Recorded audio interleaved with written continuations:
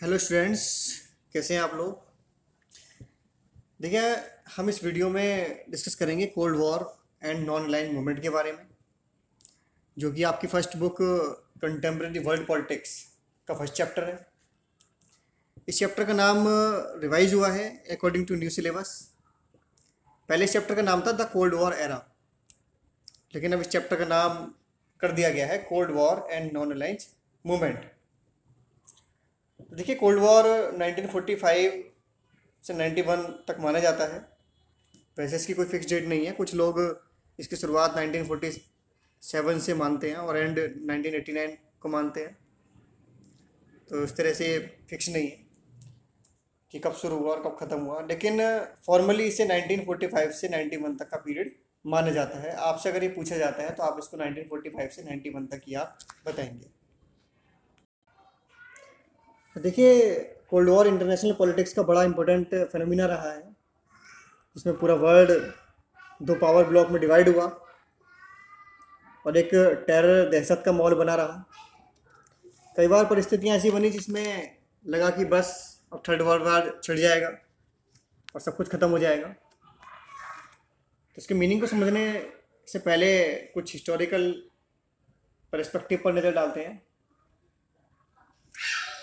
ठीक है, जैसा कि आप प्रीवियस क्लासेस में पढ़ चुके हैं कि वर्ल्ड वार सेकेंड 1939 से 45 तक चला। सेकेंड वर्ल्ड वार के एंड होने के साथ ही कोल्ड वॉर की शुरुआत मानी जाती है। सेकेंड वर्ल्ड वॉर में दो बिग पावर आमने सामने थी, allied powers and axis power. Allied powers जिसमें यूएसएसआर, ब्रिटेन, फ्रांस ये शामिल थे। एक्सिस पावर जिसमें जर्मनी, इटली और जापान शामिल थे। यूएस सेकेंड वर्ल्ड वार के स्टार्टिंग से मतलब 1939 से शामिल नहीं था। शुरुआत से यूएस शामिल होता है 1942 में, जब जापान ने यूएस के नेवल बेस पर्ल हार्बर पर अटैक कर दिया। तो उसके बाद यूएस भी युद्ध में कूद पड़ता है। यूएस से यूएसएसआर में वैसे तो आइडियोलॉजिकल कॉन्फ्लिक्ट थे, लेकिन इस युद्ध में दोनों साथ मिलकर एक्सिस पावर का सामना करते हैं, क्योंकि हिटलर जिस तरीके से ऑक्यूपाई करते हुए आगे बढ़ रहा था, उसने चेकोस्लोवाकिया पर अटैक किया, उसके बाद पोलैंड पर अटैक कर दिया। तो उसकी जो एक्सपेंशन की पॉलिसी थी उसको देखते हुए उसको रोकना ज़रूरी था। और जर्मनी, इटली, जापान की तिगड़ी जिस तरीके से बनी हुई थी, तो उनका सामना करने के लिए यूएस और यूएसएसआर का साथ आना जरूरी था। तो इस वजह से ये दोनों पावर साथ थी एलाइड पावर के रूप में। आखिरकार सेकेंड वर्ल्ड वार में एलाइड पावर्स को जीत हासिल होती है, तो जर्मनी में ईस्टर्न साइड से यूएसएसआर के द्वारा और वेस्टर्न साइड से यूएस, ब्रिटेन, फ्रांस के द्वारा जर्मनी को ऑक्यूपाई किया जाता है और जर्मनी जो है सरेंडर करता है और हिटलर भी सुसाइड कर लेता है। इसके अलावा यूएस से जापान के हिरोशिमा और नागासाकी पर न्यूक्लियर बम गिराता है। जिन बम का जो नाम था, इनका नाम था, हिरोशिमा पर जो गिराया गया था उसका नाम था लिटिल बॉय, और नागासाकी पर जो गिराया गया था उसका नाम था फैट मैन। तो इस हमले के बाद जापान भी सरेंडर कर देता है। जो न्यूक्लियर बम गिराए गए थे उनको काफ़ी क्रिटिसाइज़ किया गया। ये कहा गया कि जब जापान सरेंडर करने ही वाला था तो इनकी ज़रूरत नहीं थी। इन न्यूक्लियर वेपन का जापान की ह्यूमैनिटी पर काफ़ी दूरगामी इसके परिणाम देखे गए, और ये तो उस टाइम के वेपन थे। उसके बाद आज कई गुना पावर के हाइड्रोजन बम बन चुके हैं, जिससे कई बार दुनिया को ख़त्म किया जा सकता है। दूसरा, आलोचकों का ये भी कहना है कि यूएसएसआर के एशिया में बढ़ते हुए मिलिट्री और पॉलिटिकल इन्फ्लुएंस को रोकना चाहता था, क्योंकि eastern Europe already Soviet influence में आ चुका था और यूएस ये दिखाना चाहता था कि यूएस की मिलिट्री यूएसएसआर से कहीं अधिक पावरफुल है, जिस वजह से उसने न्यूक्लियर वेपन्स जापान के हिरोशिमा और नागासाकी पर गिराए। दूसरी तरफ यूएस का कहना था कि वॉर को तुरंत रोकने के लिए और दुनिया को सुरक्षित सेव करने के लिए न्यूक्लियर बम गिराए गए थे, ये जरूरी थे। उसका ये कहना है कि अगर युद्ध कुछ समय और चलता तो इससे पूरे वर्ल्ड को जितना लॉस हिरोशिमा और नागासाकी पर हुआ था उससे कहीं अधिक नुकसान झेलना पड़ता। तो इस तरह जिस तरीके से वर्ल्ड वॉर का एंड होता है और उसके बाद वर्ल्ड में टू सुपर पावर का इमरजेंस होता है, एलाइड कंट्रीज़ में बाकी कंट्रीज़ अब उतने पावरफुल नहीं रह जाते हैं।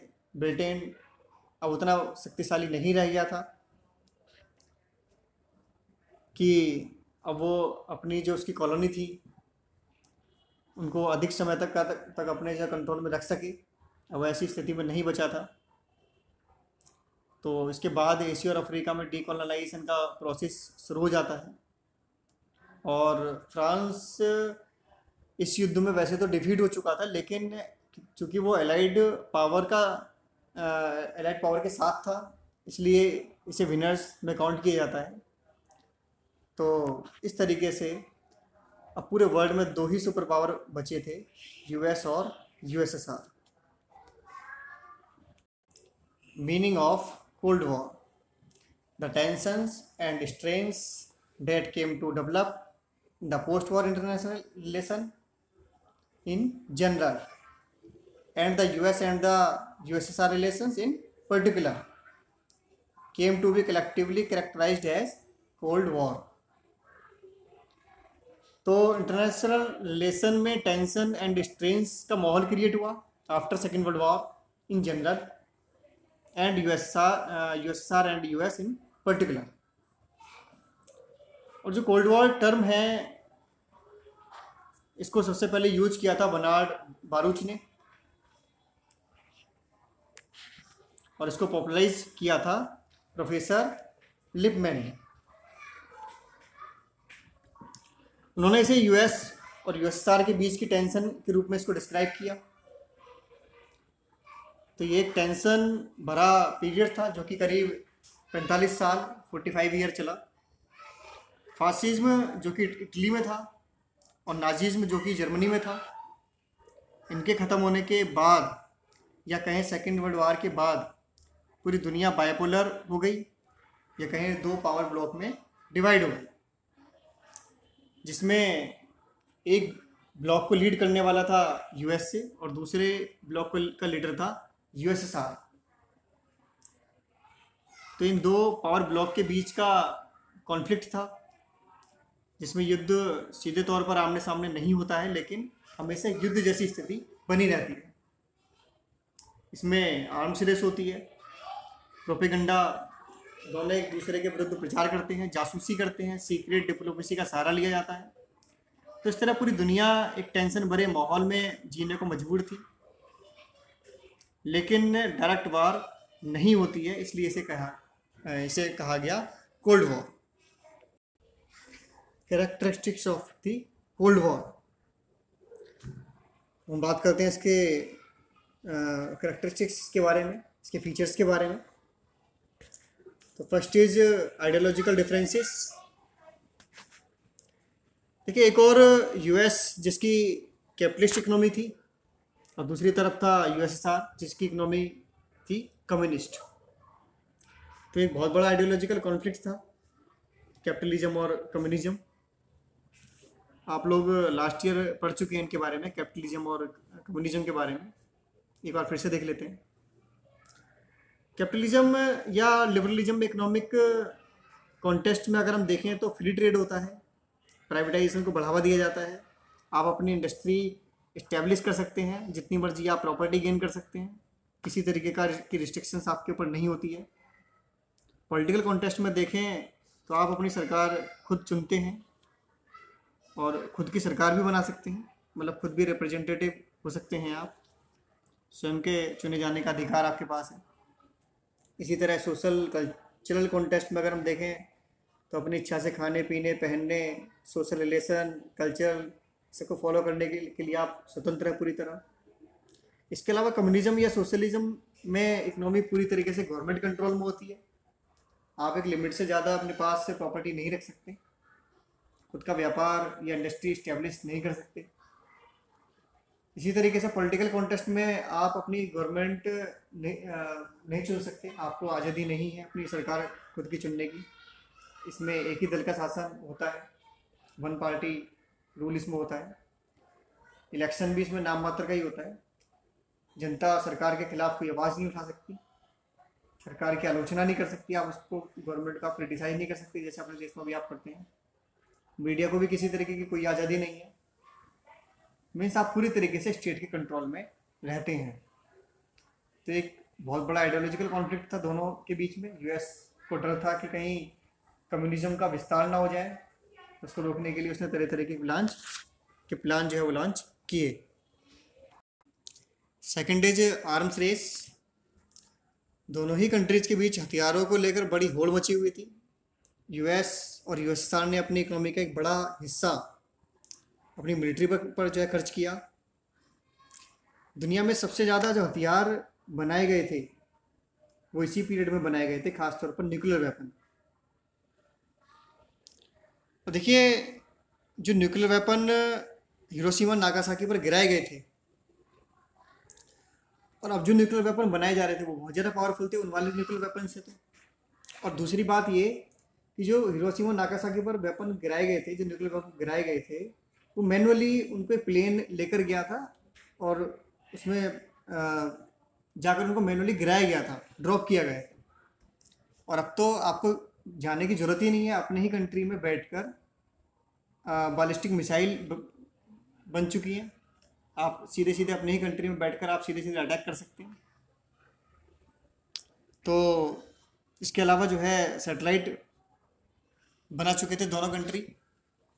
सबसे पहले यूएसएसआर ने सैटेलाइट भेजी 1958 में, उसके बाद में उसके जवाब में अमेरिका ने भी सैटेलाइट लॉन्च की। तो इस तरीके से पूरा एक डर का माहौल बना हुआ था जिसमें पूरी दुनिया के लोग जो है वो जीने को मजबूर थे कि कहीं एक छोटी सी चिंगारी एक थर्ड वर्ल्ड वार का जो है रूप ले सकती है। और थर्ड वर्ल्ड वार होने का मतलब है कि कोई नहीं बचने वाला है, क्योंकि अब इतने पावरफुल न्यूक्लियर वेपन बन चुके हैं जिससे पूरी मानव जाति का विनाश जो है वो सुनिश्चित है।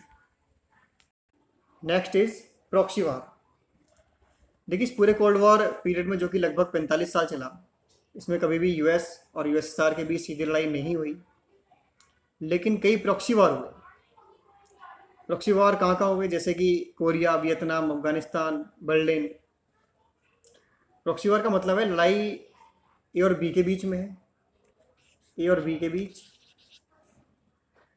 लेकिन आप एक दूसरे से डायरेक्ट नहीं लड़ते हैं ए और बी, बल्कि जैसे सी और डी की लड़ाई है तो ए सपोर्ट कर देगा सी को और बी सपोर्ट कर देगा डी को। तो सी और डी जब लड़ रहे हैं तो एक्चुअली में कौन ए और बी का पावर है सी डी के पास, और लड़ाई किसके बीच हो रही है? कहने को तो दुनिया में जो है लड़ाई हो रही है सी और डी के बीच में, दुनिया को ये जानकारी है कि सी और डी लड़ रहे हैं, लेकिन असली लड़ाई है ए और बी के बीच। एक एग्जांपल से इसको समझते हैं। देखिए, जैसे वियतनाम वॉर थी, इसमें वियतनाम, नॉर्थ वियतनाम और साउथ वियतनाम, इनको सपोर्ट था पूरी तरीके से। नॉर्थ वियतनाम को सपोर्ट था यूएसएसआर का और साउथ वियतनाम को सपोर्ट था यूएस का।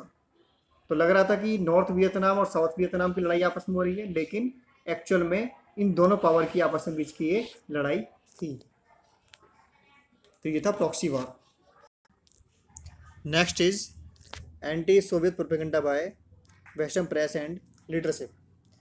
देखिए, दोनों पावर्स के द्वारा एक दूसरे के विरुद्ध प्रोपेगेंडा का सहारा लिया गया, दुष्प्रचार का सहारा लिया गया। दोनों एक दूसरे के खिलाफ जासूसी करते थे। जासूसी के लिए दोनों देशों की दो प्रमुख एजेंसीज थी, यूएसए की CIA और यूएसएसआर की KGB। इसके अलावा वेस्टर्न प्रेस खुलेआम साम्यवादी देशों के प्रति घृणित प्रचार में संलग्न था और साम्यवाद को एक बड़े खतरे के रूप में पेश किया गया था यूएसए की मीडिया के द्वारा। इसके अलावा लीडर्स भी प्रोपेगेंडा में शामिल थे, जैसे इंग्लैंड के पीएम विंस्टन चर्चिल द्वारा फुलटन फुलटन एक जगह का नाम है, उसमें स्पीच दी गई कम्युनिज्म के अगेंस्ट। तो ये सारी चीज़ें थी। Soviet disapproval of several western decisions. Western के कुछ डिसीजन, कुछ एक्ट, जैसे विंस्टन चर्चिल का Fulton speech, Truman doctrine, Marshall plan, इन सबसे सोवियत संघ जो था वो खुश नहीं था। ब्रिटेन के पीएम विंस्टन चर्चिल द्वारा ये स्पीच दी गई कि ईस्ट और वेस्ट यूरोप के बीच एक आयरन कर्टेन, लोहे का पर्दा आ गया है, या लोहे की दीवार आ गई है, जो यूरोप को दो हिस्सों में बांट रहा है। ये आप देख सकते हैं, ये आयरन कर्टेन, ये ईस्टर्न यूरोप और ये वेस्टर्न यूरोप। तो उनका ये कहना था कि ये आयरन कर्टेन है, ये यूरोप को जो है दो हिस्सों में बांट रहा है। तो इस आयरन कर्टेन एवं सोवियत संघ की जो बढ़ती हुई जो पॉलिसी थी, उसके खिलाफ अमेरिका ने क्या रुख अपनाया। अमेरिका ने इसे रोकने के लिए कुछ पॉलिसीज अपनाई। उस समय के जो प्रेसिडेंट थे वो थे हेनरी एस ट्रूमैन। उनकी पॉलिसी थी कंटेनमेंट पॉलिसी। कंटेनमेंट का मतलब है आप इसे कंटेन कीजिए, आप इसे रोकिए, यहाँ से आगे ना बढ़ने पाए। मतलब ये जो आप देख रहे हैं, ठीक है, ये यहाँ से आगे ना बढ़ पाए। फ्रांस कम्युनिस्ट ना हो जाए, इटली कम्युनिस्ट ना हो जाए, तो इसके लिए हमें कंटेन करना होगा, इसे यहीं पर रोकना होगा। तो ये थी कंटेनमेंट पॉलिसी। मतलब आप किसी चीज़ को कंटेन करते हैं, आप उसे आगे नहीं बढ़ने देते हैं। इस मैप में आप देखेंगे कि कंटेनमेंट पॉलिसी कैसे काम करती थी। तो यूएस का मानना था कि इस लाइन के अंडर में हमें कम्युनिज्म को जो है वो कंटेनमेंट करना होगा। यहाँ सोवियत यूनियन जो है वो कम्युनिस्ट है, चाइना कम्युनिस्ट है, ईस्टर्न यूरोप की जो कंट्रीज़ हैं ईस्टर्न यूरोप की, वो कम्युनिस्ट हैं। तो अगर हमने इसे यही नहीं रोका तो कल को भारत कम्युनिस्ट हो सकता है, फ्रांस कम्युनिस्ट हो सकता है, ऑस्ट्रेलिया कम्युनिस्ट हो सकता है। तो इसे आगे बढ़ने से रोकने के लिए कंटेनमेंट पॉलिसी अमेरिका द्वारा लाई गई। तो इस तरीके से पूरा यूरोप जो था वो दो पार्ट में डिवाइड हो चुका था, eastern Europe, western Europe. Western Europe ये सब अमेरिका की फॉलोअर्स कंट्रीज थी, जैसे कि हम सब लोग देख ही चुके हैं। ये सभी नाटो मेंबर्स हैं, और ये सभी वार्सा पैक्ट जो कि यूएसएसआर के द्वारा बनाया गया था, तो ये सभी उसके मेंबर हैं। तो इस तरीके से पूरे यूरोप को दो पार्ट में जो है डिवाइडेशन हो चुका था। इसके अलावा प्रेसिडेंट ट्रूमैन ने एक बात और कही, जिसे ट्रूमैन डॉक्ट्राइन के नाम से जाना जाता है। ट्रूमैन ने कहा हम उन देशों को सपोर्ट देंगे जो कम्युनिज्म के खिलाफ हैं। वियतनाम में या कोरिया में वहाँ की सरकार पर कम्युनिज्म थोपा जा रहा है, तो ऐसे देशों को हम सपोर्ट देंगे, हम मिलिट्री देंगे, हम इकोनॉमिक, पॉलिटिकल, हर तरीके से हम हेल्प करेंगे। तो इस नीति के तहत साउथ कोरिया जैसे देशों को सपोर्ट किया गया यूएसए के द्वारा। इसके अलावा था मार्शल प्लान। मार्शल प्लान क्या था? ठीक है, ये जर्मनी, फ्रांस, जापान, दूसरे यूरोपियन देश जहाँ पर युद्ध में बहुत तबाही मची थी, तो उन देशों को लोन या फाइनेंशियल एड दी गई फिर से रिकन्स्ट्रक्शन के लिए, मतलब इंडस्ट्री स्ट्रक्चर को फिर से डेवलप करने के लिए, जो कि सेकेंड वर्ल्ड वार में तबाह हो चुकी थी। तो ये था मार्शल प्लान। ठीक है, सीधी सी बात थी कि जिन्हें फाइनेंशियल एड दी जाएगी वे अमेरिका की तरफ ही जाएंगे और कैपिटलिज्म को फॉलो करेंगे। तो ये एक तरह की पॉलिसी थी फाइनेंशियल एड द्वारा यूरोपियन कंट्रीज़ को यूएसएसआर के ब्लॉक का हिस्सा बनने से रोकने की। इसके अलावा मार्शल प्लान के जवाब में यूएसएसआर के द्वारा COMECON प्लान जो है वो लाया गया, जिसके तहत यूएसएसआर के द्वारा ईस्टर्न कंट्रीज़ को फाइनेंशियल एड दी गई। Next is arms control. Arms पर, न्यूक्लियर वेपन्स पर इकोनॉमी का एक बड़ा पार्ट खर्च करने के बाद, भारी मात्रा में वेपन्स इकट्ठा करने के बाद, दोनों कंट्रीज रियलाइज़ करते हैं कि आर्म्स रेस से किसी का भी फ़ायदा होने वाला नहीं है। तो आर्म्स कंट्रोल के लिए कुछ ट्रीटीज़ लाई जाती हैं ताकि आर्म्स को गिव अप किया जा सके, वेपन्स की जगह उस पैसे को देश के कंस्ट्रक्टिव वर्क, इकोनॉमी के डेवलपमेंट पर खर्च किया जा सके। तो इसके लिए कुछ ट्रीटीज़ साइन की जाती हैं ताकि कुछ आर्म्स को गिव अप किया जा सके। जैसे थी LTBT, limited test ban treaty, 1963 में लाई गई है। NPT, नॉन प्रोलिफेरेशन ट्रीटी, ये 1967 में पास होती है। Salt 1, strategic arms limited talk 1, 1972। Salt 2, इसी का ही ये दूसरा था, 1979 में। इस तरीके से ये ट्रीटीज़ साइन की गई थी। ये आपकी बुक में डिटेल में दी हुई हैं, थोड़ा देख लीजिएगा इनको। और इनकी फुल फॉर्म अक्सर आ जाती है, LTBT, NPT, ये वर्ड दे दिए जाएंगे आपको। इनकी फुल फॉर्म लिखने के लिए आ जाता है, 1 नंबर में पूछ लिया जाता है, तो इन्हें देख लीजिएगा, याद कर लीजिएगा इनको। तो इन सभी ट्रीटीज़ के द्वारा आर्म्स रिड्यूस किए जाते हैं, लेकिन इसके बाद भी भारी संख्या में दोनों कंट्रीज़ के पास वेपन बने रहते हैं। ऐसा नहीं कि सारे उन्होंने गिव अप कर दिए थे, उसके बाद भी वेपन्स बने रहते हैं। Next is logic of deterrence. Deterrence word बना है डिटर से। डिटर का मतलब क्या होता है? रोकना। तो इसके द्वारा डायरेक्ट हॉट वार होने से रोकी गई। हॉट वार मीन्स डायरेक्ट मिलिट्री कन्फ्रंटेशन, सीधे युद्ध की स्थिति।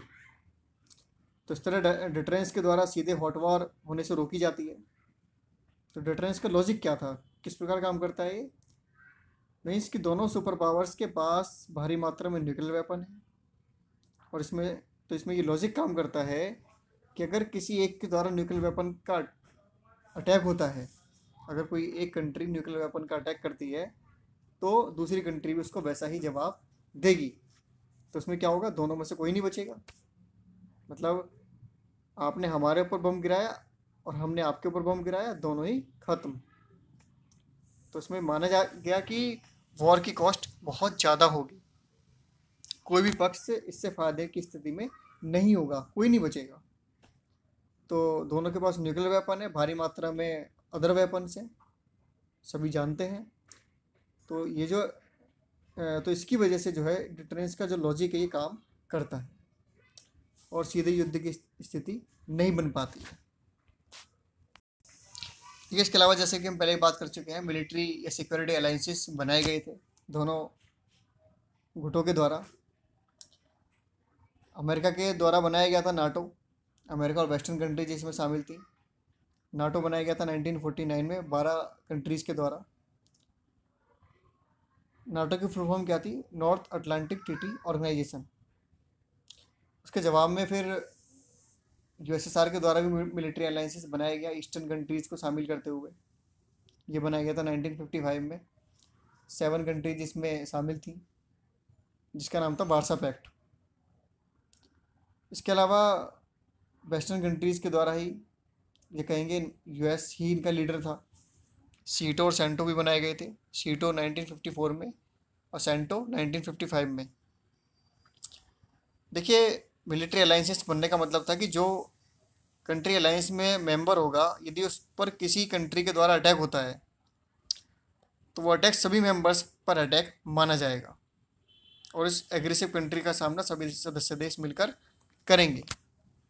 एग्जाम्पल के लिए आप इसको ऐसे समझ सकते हैं, जैसे ये 12 कंट्री हैं नाटो की। अगर इनमें से किसी एक के ऊपर भी किसी दूसरी कंट्री अटैक कर देती है, मान लीजिए इनमें से USSR के फॉलोअर्स कंट्री इन 12 में से किसी एक के ऊपर अटैक कर देती है, तो वो अटैक उस एक पर नहीं माना जाएगा, वो अटैक माना जाएगा इन 12 के ऊपर, और ये 12 मिलकर उस कंट्री का जो है सामना करेंगे। तो ये था मिलिट्री अलायंसेस। ठीक है। इसके अलावा थी स्पेस रेस। 50 के दशक में दोनों कंट्री के बीच में स्पेस रेस शुरू हो चुकी थी। जैसे आर्म्स रेस थी, ठीक उसी तरीके से सबसे पहले स्पेस में कौन जाएगा। तो सबसे पहले जो सैटेलाइट भेजा था वो भेजा था USSR ने, उसका नाम था स्पुतनिक फर्स्ट। अक्टूबर 1957 में भेजी थी। इसके अलावा सबसे पहला इंसान भी स्पेस में USSR ने ही भेजा था। आइजनहवर को बड़ा झटका था ये, जो सैटेलाइट भेजी गई थी यूएसएसआर के द्वारा। तो उसके बाद अमेरिका ने चांद पर पहले पहुंचकर बाजी मार ली थी। तो इस तरीके से दोनों ही कंट्री के बीच में ये स्पेस रेस थी, जिस पर दोनों के द्वारा काफ़ी एक्सपेंस किया गया था। इनिशियली तो यूएसएसआर इसमें आ गया था, लेकिन अमेरिका ने चांद पर पहले पहुंचकर बाजी मार ली थी। ठीक है, इसके अलावा एक टर्म आती है first world, second world and third world. ये क्वेश्चन अक्सर आपके आ जाता है एग्ज़ाम में। ठीक है, फर्स्ट वर्ल्ड में कौन सी कंट्री आती हैं? फर्स्ट वर्ल्ड में आती हैं डेवलप या वेस्टर्न कंट्रीज, और सेकंड वर्ल्ड में आती हैं कम्युनिस्ट कंट्रीज, जो यूएसएसआर की फॉलोवर्स कंट्रीज थी। ठीक है, और थर्ड वर्ल्ड में कौन सी कंट्री आती हैं? डेवलपिंग कंट्रीज, मतलब एशिया अफ्रीका की वो कंट्री जो 1950-60 के दशक में आज़ाद हुई थी और जिन्होंने मिलकर नॉन अलाइंड मूवमेंट चलाया था।